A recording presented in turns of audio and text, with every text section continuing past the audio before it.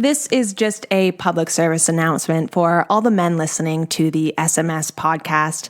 I'm sure that you love football. I hear about it quite often. But this is just a little reminder to show some love to the ladies in your life who probably really dislike hearing about football all the time. So, just send them a text saying, hey, you're beautiful, you're wonderful. Just a nice reminder that your whole life isn't about football. Thank you, and good day.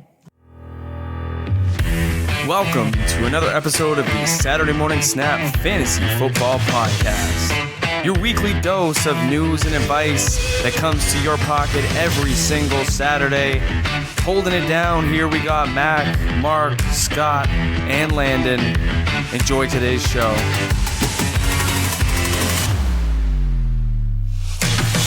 Hey, we are back without Landon. Woo! No Landon. Finally free. No Landon. Yes. Woo! Let's get it. Finally, no Landon here to boss us around, tell us what to do. We're kidding. Landon got a beautiful opportunity to head out to Jacksonville this week to play TPC Sawgrass for any golfers out there. He's playing 3 rounds at TPC Sawgrass, and I don't fault him. I don't fault him at all for going, but he's leaving the Saturday Morning Snap hanging here. But here we are, Mac, Mark, Scott, here to hold it down for you guys, bring you some news, notes, some trade talk, some deep flyers, and starts of the week for week 4. This is episode 72, and it's coming to you on the last Saturday in September. September 28th here. We're running out of time. We're a quarter way through the NFL season, and there's lots to talk about. So wherever you guys are and however you may be listening, we want to say thank you for spending the time with us. Boys, you ready to do a Landon free show? Absolutely. Dreams do come true. That's all I can say. We've been waiting so long for this, and now, you know what? It's here, baby. It's here. Let's go. Just wake me up when September ends, buddy. If we had the rights to play that song, I would drop it right there. But we don't. I don't want to get a little slap on the wrist. I just came up with that line myself. That's really nice. You are a man of the words, a man of the people. You can go ahead and check out the show on Instagram and Twitter. It's been popping off lately at SMS_fantasy. If you want to get the guys individually, their handles are in the episode description. Our Patreon's also been buzzing. We're dropping about 3 to 4 articles per week. We've got our waiver wire article on Tuesday morning. So if you want to know who to grab, who to spend your fab on every single week, go ahead and check that out. It's a free article. We've got Thursday night previews with start, sits, and streamers. We've got Scott's Friday morning coffee, and we've got Landon's Sunday article, DFS, which is for our patrons only at patreon.com. So if you play a lot of DraftKings and FanDuel, you might want to go and check that one out. He's hit some home runs lately, folks, and you might want to get your eyes on it. Yeah, we got a lot to talk about. We got lots to drop in this episode, but it's kind of like we got our own daily bugle of sorts going with this output of content. And it's nice. You guys are putting in some work here, coming in on Saturdays, doing this, that, and the third, everything. Well, and how you been, Scotty? Oh, I've been good. I've been moving, actually, yes, which has taken up pretty much all of my time. I'm no longer in the big smoke. Moved out of Toronto and have moved to my new house here. Hey, so, congrats. It's been about... Way to go, Scott. Thank you. The sound quality of the pod is going to get a lot better on my end now that I don't live on one of Canada or North America's most busy streets. Yeah, getting out of Toronto is probably I'm nice. pretty psyched. But I'm ready to dig in and really just kind of break down all this insane football that we've seen in the first few weeks, because it just seems to never stop. And most of that's just Antonio Brown. Yeah. Before we jump into news and notes, I want to talk briefly about our listener league. We are 3 weeks in, and I want to know how you guys are feeling. Landon and I talked about the league in depth on our Patreon pod, which is a bonus podcast for our patrons that comes out every Tuesday. But I just want to take a couple minutes to talk. This is your moment to talk some trash, to let us know how you're truly feeling about your teams. It's just an open forum. So just give me your thoughts on how things are going so far. Well, if I'm gonna hop off first here, I'm feeling like trash to to put it eloquently. The news that we will get into later about a certain running back ending his holdout early is definitely great news. Good news for me. I guess I decided this was the listener league. I was going to have some fun, and I was going to go extremely high risk, extremely high reward. Taking Antonio Brown and Gordon in the same draft felt like I was just rolling the dice, hoping to not get snake eyes. And I mean, I got snake eyes. Hundo P. I've got to say, it's exciting to know that hopefully by next week I will be able to roll out Kamara and Gordon together. But boy, I've never had such a weak roster as what I'm left now, because Antonio Brown is droppable. So yeah, who saw that? I mean, I came knocking with Austin Eckler. You didn't want to buy, and I'm glad I did not. Yeah, I mean, you might not be 0-3. Yeah, but you have a chance. One of our 0-3 teams, you play Braden this week. You are projected to actually win that matchup. I mean, projections mean jack, but essentially you could be looking at a 1-3, record after this week. Absolutely, and then get a healthy Rashad Penny back and Gordon, and who knows what'll happen. Now, Mark, you are sitting at 1-2, and you take on Adam Tron Swanson. You guys are projected to tie, essentially 104 apiece. Talk to us about your team, how you're feeling so far. Well, it's funny. So this guy I know tried to make a real cheeky play on me for Devontae Adams last week, and I wasn't having it. Oh God, I know the nerve on some people, right?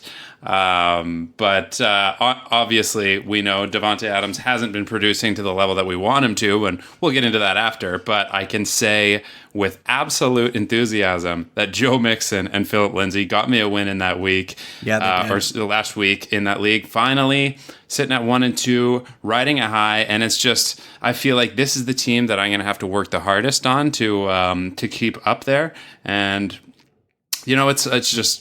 it's really fun. It's kind of lots of quirky banter going on in the league chat, and I do look forward to the matchup. Adam, if you're listening to this, I got you, man. You're about to get dropped. You got a nice team. You got some pieces coming around. Mixon, Lindsay. I mean, Lindsay put the team on his back, last week. Adams, Thielen, pretty good wide receiving core. I love the Mark Andrews play at tight end. Hopefully he's cleared to go this week. But yeah, man, you got a solid team. Josh Allen, I like the stream at quarterback. Hopefully you can pull out a win and get to 500. Thanks, buddy.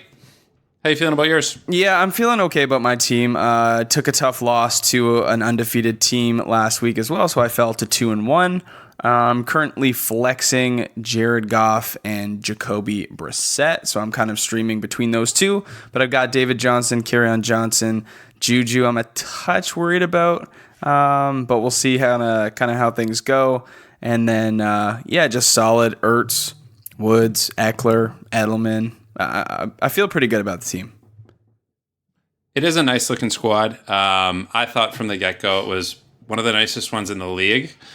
Unfortunately, I wasn't even here to see the draft initially, but to see where things have gotten 3 weeks into the league, I still think that your squad looks nice, and 2-1 is a very happy place. Oh yes, it is. Let's move on to some news, fellas. Just a heads up, new drop incoming.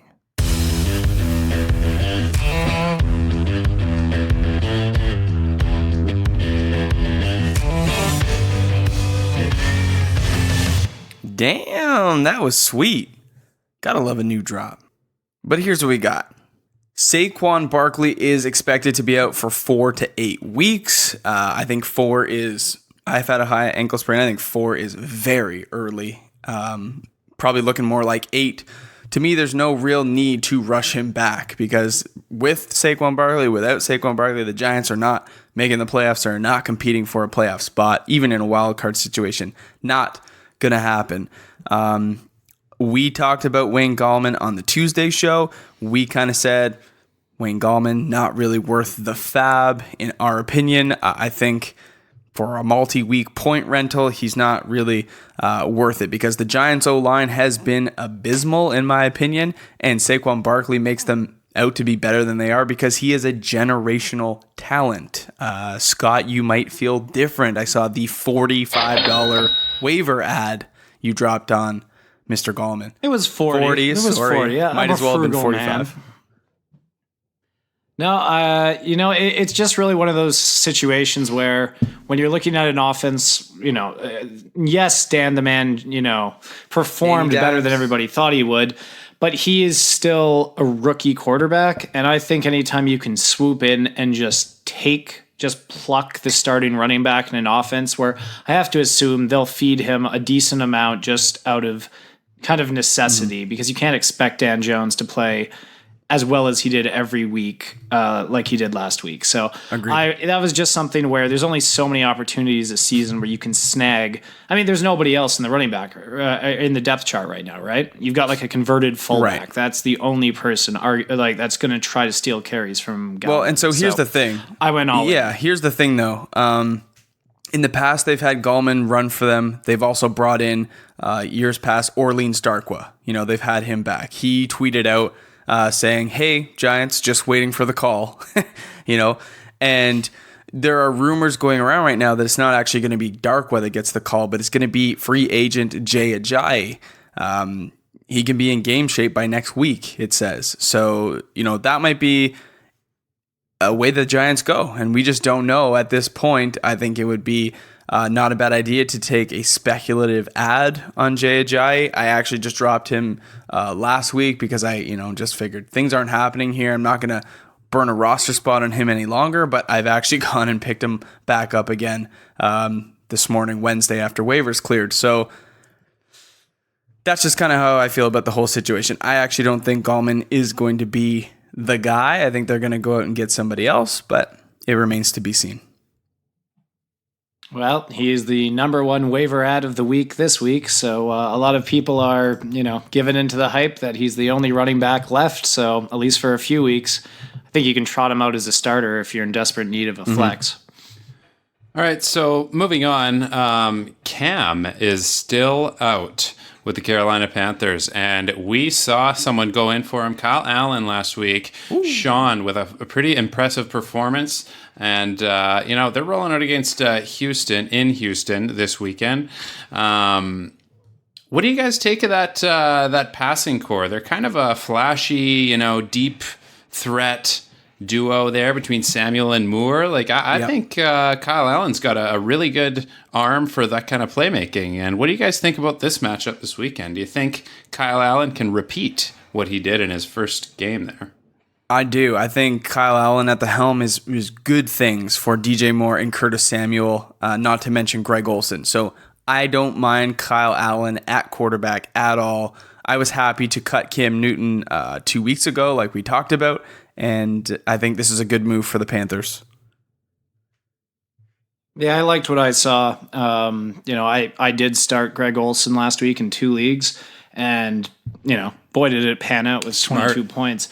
He really, I really like the way that he's playing. I think that as far as a drop back quarterback, it shows how far, I guess you could say, Cam's fallen, but boy, it's fun watching some great shoulder strength in there, as sad as that sounds to say. But I mean, he's just your prototypical drop back pass quarterback. And for fantasy owners of wide receivers, tight ends, I mean, even CMC, it's nice to see a quarterback just drop back, look for someone to throw it to, and then do CMC is just ridiculous. It made the Carolina Panthers look just dangerous with CMC breaking those long runs, putting up the day that he did, combined with the day that those two receivers had last week. It was that's hard to defend, you got to admit. And I mean, the one thing I'll say is, does Cam give you a better chance perhaps to win over the course of the season? I'd have to think yes, but as a owner of many Carolina Panther players, you know what? I prefer this. Cool. So we're going to talk briefly about some running back news. Melvin Gordon is expected to end his holdout early. Now, if you're a Melvin Gordon owner, this is fantastic news for you. He's coming back to the Chargers with his tail between his legs. He tested the trade market, and no one came calling for what he wanted, what he thought he was worth. So he's going back to the Chargers. He's going to play out his season, it looks like, and hopefully sign a bigger deal next year. But not to focus on that too much, I want to talk about the Seattle backfield right now. We saw Chris Carson last week struggle again with holding onto the football. He lost another. He dropped another ball, fumbled it, lost. And typically Pete Carroll has been one to penalize Carson for that. And, we kind of saw that last week. Now, Rashad Penny did miss time. He also missed today's practice on Wednesday. So we're going to monitor his health throughout the week. But Pete Carroll came out today and said, look, Chris Carson's our guy. I believe that he can be productive. He can be solid for us and take care of the football. Do you guys buy into this coach speak from Pete Carroll, or do you think it's just a mirage? I just think that's an offense that will require both of them to be in good form. Russell is looking excellent right now, but I think in order for Penny to be successful, Carson also has to be successful. So I personally still see that backfield as a bit of a two-headed beast between those two guys. But come on, at this level, like Carson should not be dropping the ball the way he is. It's brutal. Agreed. They had a good chance last week, I thought. Lots of amazing opportunities and played well overall. But it's that type of thing that, leads me to believe it's just Pete Carroll kind of being positive Pete Carroll. Like I don't know. I feel like he gives bodes of positive confidence. Pete. Kind of like haphazardly, I don't think you could easily cut Chris Carson out of an offense like that. Right. But I still think it's going to be 50-50 but after that disaster with him carrying the ball last week. Mm-hmm. And I will say, that was the first time that Seattle had lost in September. At home? I think it was in Pete Carroll's tenure. So I do think he's probably not in a particularly good mood. And I always do remember Rashad Penny was drafted very early. A lot of capital was put into this guy. So as a franchise, I do, and I agree with Mark completely. I do think they're a run-first team, and you need more than one running back going full tilt to make that work. But I will say, I do think overall, as a franchise, they would probably like to see Rashad Penny eventually take over the number one role because of how much they've invested in him. Agreed. Let's move on to our next segment here, Keep, Trade, Cut. You guys enjoyed it last week, so we're going to do it again. Some guys that are on the trade block, potentially, some guys you might cut, or maybe you want to cash in on some value, but we're going to start with a guy that Scott already talked about, guy that he is currently thinking of sitting down, Mr. Jared Goff. So over the first 3 weeks, he is 9.4 points, 20.1, and 17.1.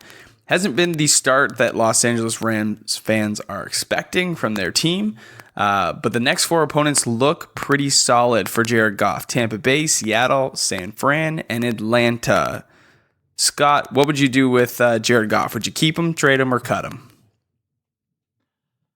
Well, I've actually had a lot of people trying to trade me Jared Goff in a couple of other leagues this week, which shows where the market seems to be turning right now. I will keep Jared Goff. As you said, I do think he has a favorable schedule coming up. Right now, I look at him almost like a streamer, like a QB2, which is hard to say because he just has so much potential when he's on. But right now, if you have a better option, even against the Tampa Bay defense, I kind of want to see him prove that he is that top tier QB1 before I actually start him again. I'm starting Phillip Rivers over him. What do you think, Mark? So I am not a personal owner of Jared Goff anywhere, but looking at those next 4 opponents, you know that he's not riding much of a high right now, and people, would probably not put a lot of stock in him based on that, but you got to look at it in the sense that his upcoming matchups are gravy. I would 100% start him this week, and if he goes high on Tampa Bay, which is very possible, he is a possible trade candidate because I just think there's so much money to be had on the streaming quarterback position right now. Like there are players out there that are turning heads week in, week out that you wouldn't expect to. And then a lot of, guys that are injured. And to me, there's too much money to be had streaming a quarterback to hang on to someone like Goff if he goes high against Tampa Bay, you might catch something, a lot more valuable than he is. Right. I mean, so far what we've seen of Jared Goff is basically on pace for what he did last year in terms of attempts and the number of times that the Rams have thrown the ball. But what we are seeing is that his average depth of target is down a full 1.5 yards. And I think this has to do with the misuse and mismanagement of the run game and Todd Gurley. In years past, Todd Gurley, which we'll talk about in a little bit, has been involved in the passing game heavily, which is a boost to Jared Goff. This year, not so much. But also, the run game was a huge piece of moving the ball for that offense. And that has been a point of struggle for the Rams so far this year. So I think when you put more pressure on the passing game and you force Jared Goff to throw it further downfield and be more accurate, those aren't his strengths. And so we've actually seen Jared Goff throw at a very regular clip, but he hasn't been as effective. And that's, I think, just attributed to the run game or the lack thereof. So I'm okay with Jared Goff. I'm happy to give him a pass on the first 3 weeks. I have started him in multiple leagues, been okay with the results outside of week 1. I mean, week 2 and week 3 have been better, and I'm going to continue to play him because I think the matchups are good. But Sean McVay's come out and said, look, we need to use Gurley better. So we'll talk about Gurley when we get to him, but that's just the way that I see Jared Goff. I think the whole Rams offense revolves around the run game, and it just hasn't been there. So I would keep him. All right, it's settled. Landon, guess we'll have to hear from him when you get back, bud. Landon, you should keep Jared Goff if you have him.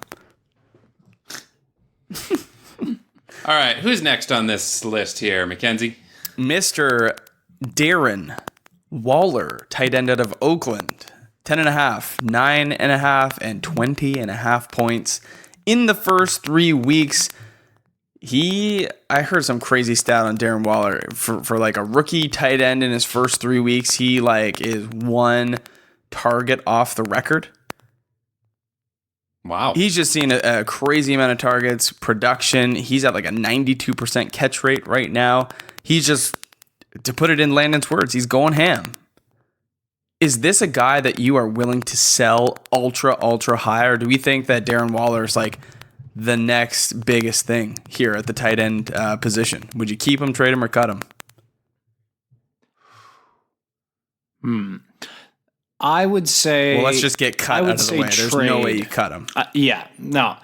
I would say he's a trade candidate. Obviously, everybody's talking about him. One comparison that I will make is last season, Jared Cook was, one of the tight ends that everybody was talking about, right? He was there in Oakland. He was also getting a ton of targets and putting up massive fantasy numbers.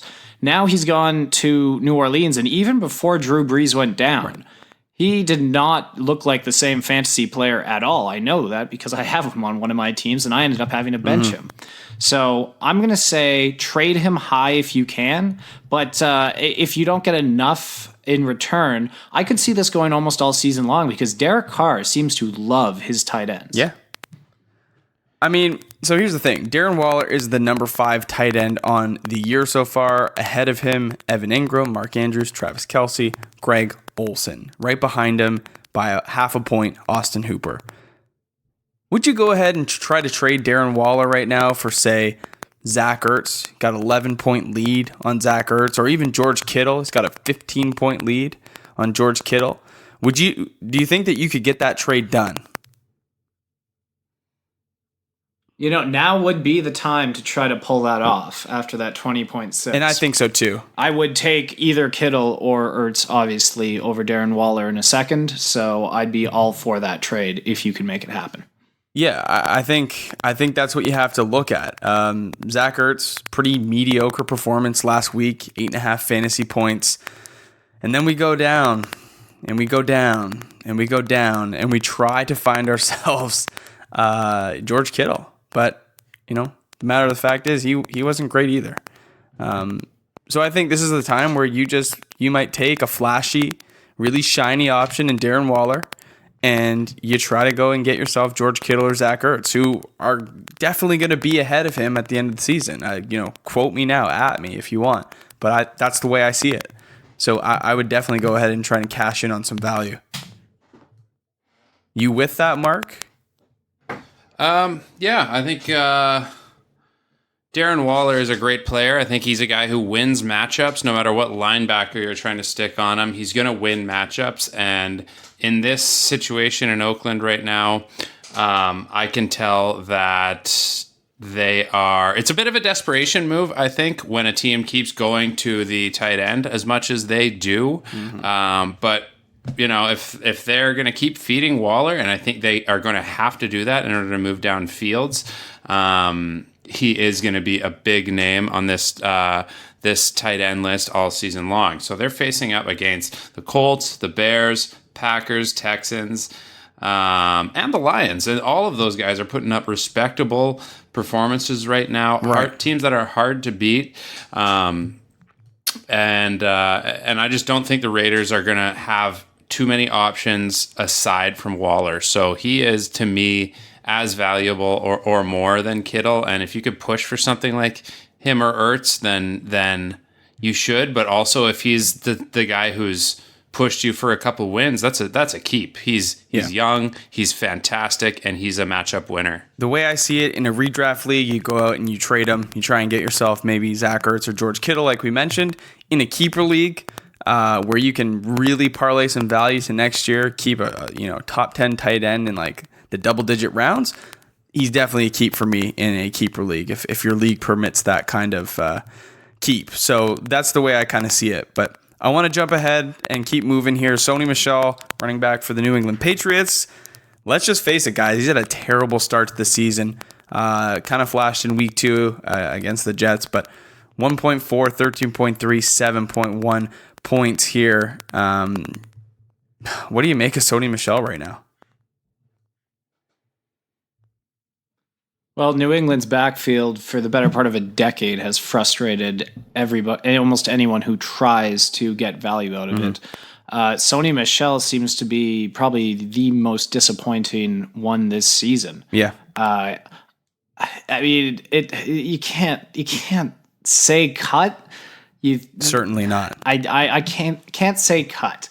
It's for me, this is a real trade candidate. I think you really have to try to find somebody who, maybe they're a Patriots fan or they just really want to roll the dice on that most unpredictable committee in the NFL consistently. Right. And that's New England. So for me, that's definitely a trade. You try to get your value and get out of that committee any way you can. Yeah, I mean, we've seen Rex Burkhead get factored back into the lineup. James White didn't play last week, which kind of, to me, meant he should be even more involved. James White missed for the birth of his child. Congratulations to James White and his family. But, I mean, you look at last week against a terrible New York Jets team. Only got 9 attempts for 11 yards. Against Pittsburgh, first week, got the work, 15 attempts, 14 yards. Averaging about 1 yard per carry in those 2 games. And then against the Miami Dolphins, the worst defense in possibly the last 20 years. Goes 21 for 83, almost 4 a carry, gets into the end zone. I mean, let's face it, if Sony Michel doesn't score a touchdown last week, 9 for 11, 1 touchdown, do you cut him? I don't know. I definitely think you can't trade him, but back-to-back weeks with touchdowns has totally saved his fantasy scoring. So if you don't look at the box score and you didn't watch the games, you could probably trade Sony Michel to that owner. But I mean, being someone that watched those games, he hasn't looked good. Yeah, eye test tells the whole story, I think, with Sony. So, I mean, I think we're going to just keep him and we're going to see what happens. Yeah, so a hard trade or keep, I think, is the only way you can look at it because, I mean, if you can pluck value out of that guy right now, good on you. Yeah, Sony Michel did show out late in the season last year, and I feel like that is going to be a Belichick move. And you know what? I think for that reason, he's a keep just because down the stretch, you never know what's going to happen to your guys that are healthy now. They're not necessarily going to be healthy 7-8 weeks from now. So, you got to keep someone like that. As soon as you lose them, someone else is going to pick them up, and you're not going to be happy with yourself. Yeah, that's fair. I mean, we saw in the playoff run, they really went to Sony exclusively. So that narrative does still exist. It's just a matter of us seeing it and him doing something with it when the time comes. We're going to jump ahead to another running back, James Conner. People are talking about him at length. This is the running back for the Pittsburgh Steelers.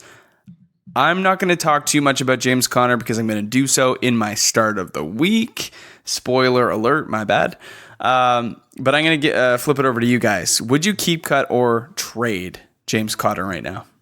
Scotty? For Connor, I'm giving it a definite keep. I think if you're trading Connor right now, it's like trading a potentially premium stock when it's cratering in value right now. I think whatever you're going to get back from people right now reflects his start, but just because Big Ben is down for the season doesn't mean that James Conner can't turn it around. It's a long season. Mm-hmm. For me, it's a trade.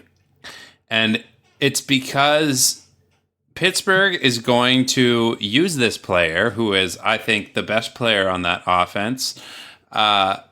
And he's going to be overused to the point where he will likely get hurt, as he has shown multiple times in the past year of being an NFL football player.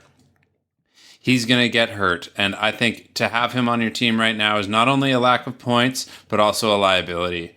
And so this team, for me, is quite hazardous to be rostering anyone right now, except maybe like a Vance McDonald. I'm getting rid of James Conner if I had him.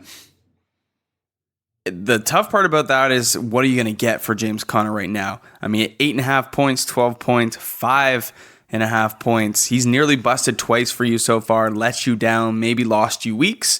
I'll just put my stance here and then I'll talk about it later, but I am going to keep James Conner for this week, and I project him to have the best week of his entire season so far this week against Cincinnati, and then I will look to trade him. So I'm going to wait for that breakout game, and then I'm going to trade. That's going to be my stance. It's sort of the best of both worlds from both of, like what both of you have said. All right, fair enough. Cooper Kupp, my start of the week for week 3 went absolutely bananas. 102 yards, 2 touchdowns.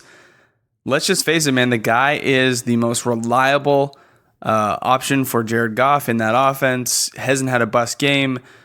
Really, really solid. 11 targets per game. 8 points, 15 points, 27 points in week 3. Cooper Kupp is fantastic. You are, I think I can speak for all of us, you are keeping him, yes? Sí, amigo. I agree, but I will also say, because of that 27 points and this hot start, you could possibly get just an amazing package of a return for him right now. I mean, Cooper Kupp has had concussion issues. He's had quite a list of injuries. So if you do have other holes to fill, I do think that right now he's one of the most desirable players in the league, which could put you in a driver's seat to maybe get a package back where you get maybe a slight downgrade at wide receiver, but then you can actually maybe upgrade, a tight end or running back position, because the hype could not be higher for Cooper Kupp than it is at this moment in time. Yeah, agreed. I mean, I play in the league. I have Kerryon Johnson. He finally had a little bit of a breakout, at least got into the end zone. And every single week since the season started, I've had this owner approach me every single week trying to get Kerryon Johnson because he needs running back help. This week, his trade offer was Sterling Shepard, who had a great game with Danny Dimes. He tried to go Sterling Shepard for my Kerryon, and I countered back Kerryon Johnson for Cooper Kupp. And he wasn't willing to let go of Cooper Kupp, and I don't blame him. But that may be the type of trade that you could pull off. I mean, I would probably get Kerryon Johnson for Cooper Kupp. That I would do that trade if I was him. But I think running backs are just a little bit more valuable. If I had Cooper Kupp, I would be keeping him because I believe in the talent. I think he's going to be the best Rams wide receiver this year for you. But if you wanted to trade him, you could get top dollar, no doubt. Todd Gurley. He is just so sure-handed, and not to mention strong. Like, he just seems like a hard guy to take down right now. He's playing angry, and it seems like the other dudes around him at the wide receiver position in LA just aren't really pulling their weight that they were able to last year. And you know what? Good for Cooper Kupp, because there was a lot of speculation on his health this year, and I think he's just playing such great football. Agreed. Todd Gurley, running back, Los Angeles Rams. You already know this. What gives with Todd Gurley and the Los Angeles Rams? What's going on? The only thing that I could equate what I'm watching there, and I really don't think fantasy owners are going to like it, it reminds me slightly of watching Kawhi Leonard play basketball for the Toronto Raptors. And I think they are trying to really use load management. Oh, I think that's a bunch of... Anyone who watched the Raptors season know what... they talked about load management the whole season long. And I don't think that anyone there medically believes that Todd Gurley can survive a full season as the lead back. Oh, come on. That's just my opinion from what I've seen. What? Bro, what are you talking about, man? Bro, I'm out, man. I know, but I just don't think he's going to get the same volume that he's been getting, because it looks like they're trying to protect him as far as how often he gets the ball. I think they've been trying to implement load management, and it's not working. Like Todd Gurley, 14, 16, 14 carries for the first 3 weeks. Last year, he was 20, 23, and 19. So he's significantly reduced by about 25%. It's just not working. And Sean McVay this week came out and said, look, we've mismanaged Todd Gurley. We need to get him the ball on a consistent basis. And outside of week 1, because Malcolm Brown was involved in week 1, Malcolm Brown has barely touched the football in weeks 2 and 3. And so it hasn't been a Malcolm Brown, Todd Gurley thing. It's been the Rams are running the football less kind of thing. So, like what I was saying earlier about Jared Goff, like if the run game isn't established and it's not an integral piece of the offense, then the whole offense suffers. Jared Goff is less accurate, can't throw it downfield as much, and the receivers kind of struggle as well. And you've seen that with donut games from Robert Woods and Brandon Cooks so far. Cooper Kupp's been the only reliable one. So, they've come out and said, we need to get Todd Gurley the ball, but do you actually think that that's going to happen? People are actually disrespecting him hard, too, to the point where even if you try to trade him, he's not going for much right now, and it kind of, it blows my mind, because he is one of the best at the position in the league, and he's just not getting the ball enough for that to be proven. So, yeah, I think I've already, coming from someone who already did try to trade him, he's a trade for me. I definitely want him to start putting up points, because while he's on my team, he's got to start every week, right? Yep. See, I'm going to actually say trade, but I'm going to try to get him. I wish you were in that league with me. Yeah, I would. I'm gonna pay you bottom dollar. Don't get that twisted. But Todd Gurley's only seen 6 targets so far this year. Last year at this time he had 14. So that's got to change. Getting Todd Gurley involved in space is going to be a huge boost for the offense for Jared Goff, but that's how they found success. It was with Todd Gurley getting the ball between the tackles, getting the ball in space. You have to get the guy going. You have to get him involved. If the knee can hold up, fantastic. Okay. I will say, having watched all of the Rams games, as I own many of their players, it doesn't look like the same electric, dominant offense that I watched so gleefully all of last season. So I do have to agree with you that I think they have to get back to what made them that high-powered offense. Agreed. So for me, it is a trade for. I'm going to try to acquire Todd Gurley. You guys are trying to trade away Todd Gurley, correct? Yeah. Okay. Last guy on the list here, keep trade cut, Stefon Diggs, wide receiver for the Minnesota Vikings. 4.7, 9.4, and 3 fantasy points the last 3 weeks. Are you guys keeping, trading, or cutting Stefon Diggs before I give you the outlook? Well, in this NFL, I don't know what quarterbacks are going to stay healthy one week to the next, but I know Kirk Cousins sure is not looking like the type of guy that can deliver to someone like Stefon Diggs. Lots of targets, but just not nice balls going into his hands. So I don't know. Stefon Diggs is a kind of a sit candidate for me right now, anyway. But as far as getting rid of him, that's a tough sale. I think Stefon Diggs is just a keep for sheer talent alone. I love the way he plays, and I love his reliability, typically. Mm-hmm. No, I agree. I'd probably I agree with him. If sit is an option, he's a prime candidate. Though outside of that, I will say I would trade him. And as a Vikings fan, that hurts. What are you going to get for Stefon Diggs right now? I mean, outside of name value, like what could you actually get for Stefon Diggs? Literally, that's what you're banking on. Exactly the reason why Mark wants to sit him. You're trading for skill. You're hoping that somebody sees the name Stefon Diggs and thinks, you know what, this has been a bad start to the season. He's going to pick it up. But watching those Vikings play, they are finally actually making good on the annual promise of being a run-first football team. Right. And, even if Dalvin Cook goes down, Alexander Mattison he looks like he could be the real thing himself. So I just don't know if there's going to be enough volume of passes going around because Thielen still looks like he's the favorite from what I've seen these first 3 weeks. So, if Cook goes down, I think Madison could very well fill that hole. So I don't really see a massive uptick in passes coming. So I'd say sit him or trade him. Here are the trade values for Stefon Diggs right now. This is straight from Yahoo using their trade market trends. You can go ahead and just, access that, type in a player's name, and you can see all the transactions. I'm going just from today, September 25th. These are straight up trades people have made involving Stefon Diggs.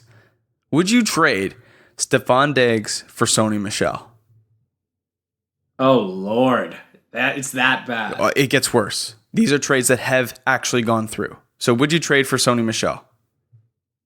No. Would you trade Stefon Diggs for Julian Edelman? Yes. Yeah. You know what? At this point, I really do think I would. Stefon Diggs for Terry McLaurin. Depends. That Dynasty? happened. Yes. No. Redraft. Redraft? No. I don't think I'd go that far yet. No. Would you trade Stefon Diggs for Austin Hooper? I think so, yeah. I traded someone who's playing better than Stefon Diggs for Austin Hooper already this year. Yeah, I'd do that. The absolute worst, Stefon Diggs for Kyle Allen. Oh, Jesus. Oh, that hurts. That hurts to hear. It really does. This is the trade market right now for Stefon Diggs. It is gross. It is ugly. I mean, outside of package trades, these are just 1-for-1s. And it is... So I don't think you can trade Stefon Diggs for anything. Nah, yeah, I'm going to revert my out there. Previous... Stefon Diggs is too good of a player to dump off for Kyle Allen, okay? Don't you do it. And don't do anything like that. Here's the thing. If you're going to get Sony Michel, just sit him and let's see how this plays out. Here's the thing. Stefon Diggs, I don't think is the problem. I think this is a Kirk Cousins and Mike Zimmer problem. Oh, 100%. It's 100%. It's an opportunity cost for Stefon Diggs. And I'm just going to take his 3-game numbers and pace this out, extrapolate the data for his 2019 projection based on what he's done over 3 games. To reference, 2018, 149 targets, 1,000 plus yards. If we take his 3-game pace and we extrapolate that data, which is 12 targets, 6 receptions, 101 yards, and a touchdown, that puts him at a whopping 64 targets, 32 receptions, 540 yards, and 6 touchdowns. Damn! Literally Ouch. half in terms of yardage and a third of the targets he saw last year. Stefon Diggs is not a bad receiver. Stefon Diggs is probably one of the most talented wide receivers in the National Football League in terms of speed, athleticism, hand-eye coordination, catchability, route running, etc., etc. He's not getting the opportunity that he deserves. And it could come from their love of running the ball. I mean, we saw this when Dalvin Cook returned last year. But the bottom line here is that he's not getting the work. And so when Stefon Diggs has his big game, it's going to happen because it's Stefon Diggs. When Kirk Cousins wakes up and Mike Zimmer wakes up and he has the big game, I'm going to trade him. But like Mark said, he is a sit candidate right now. I'm keeping him. He's going to sit on my bench. I don't love it. But look, man, if you can't put points up through the air against the Oakland Raiders, there is not a team that you can do it until the scheme changes. That's the way I see it.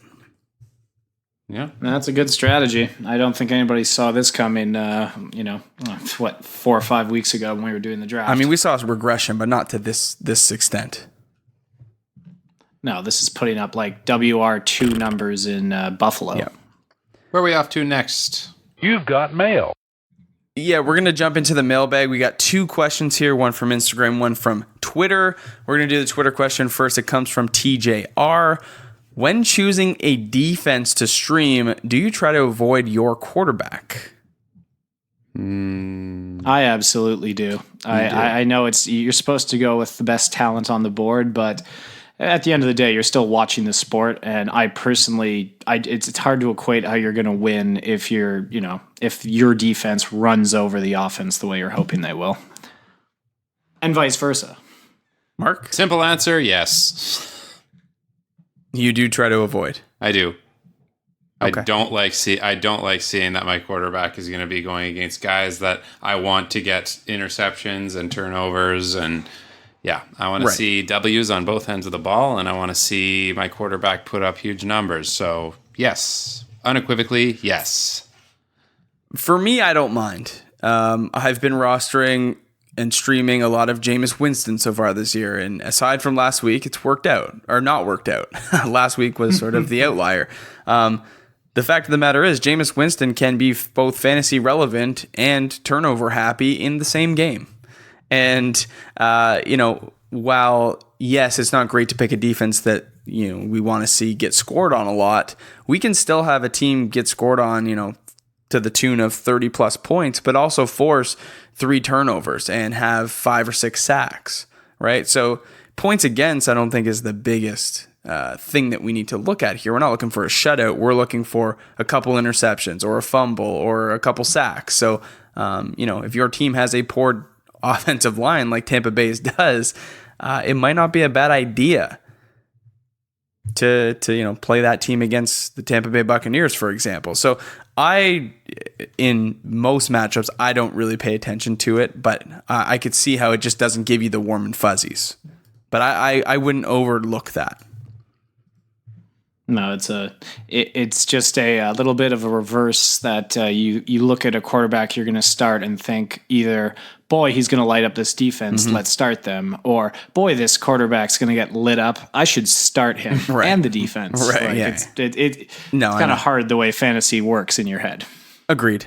I think too, like game script has to come into play. I mean, if you think that a team is going to be down, then like the Bucs might find them themselves down a lot. That just means James is gonna have to throw it more. So bigger plays, opportunity for more fantasy points, but also for the odd interception or two. So it can go both ways. It's not ideal, but I wouldn't pay huge attention to it. Coming in off of Instagram, we have ice.ro.marrow.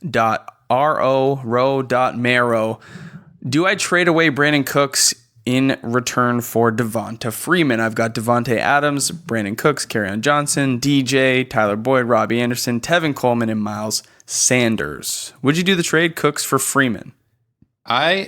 Looking at this, I would not. I think, first off, when you look at the receivers between Devontae Adams and Brandon Cooks, that's an excellent duo, and that I think it's just, honestly, Sean McVay's got to give his head a shake, or Goff's got to start throwing better passes. I think he is going to be playing better, but the rest of this team, I don't trust Boyd as much as I did last year.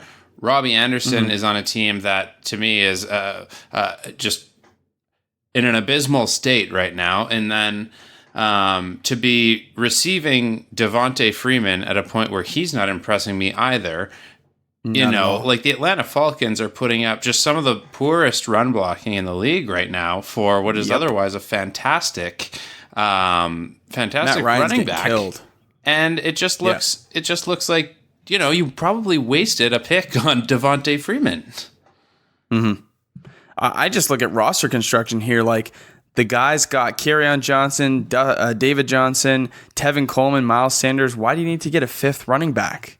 Like, you can only start in most leagues 3, a flex and 2 starters, So, I just don't think that you really benefit from that trade. You're trading away one of your best receivers for a running back that I'm not going to start over Tevin Coleman, David Johnson, or Kerryon Johnson. Yeah, I agree. I'm going to make it a clean sweep here. I just don't see the value. Brandon Cooks really could come flying out of the gate here with Bridgewater. So I agree. I just watching Devonta Freeman try to make fantasy points in that offense is physically painful. While Julio Jones is just slain. So I wouldn't make the trade. Okay. Let's move on to our last segment here, the starts of the week.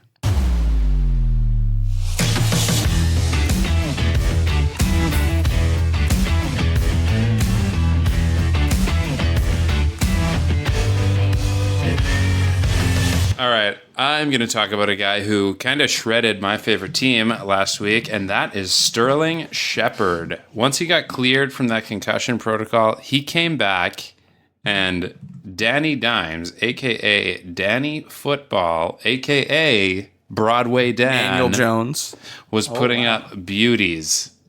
And honestly, when you look at Sterling Shepard, he's probably the only name you're going to recognize on that offense, aside from Evan Ingram, and he was the only player to receive close to as many targets as Ingram.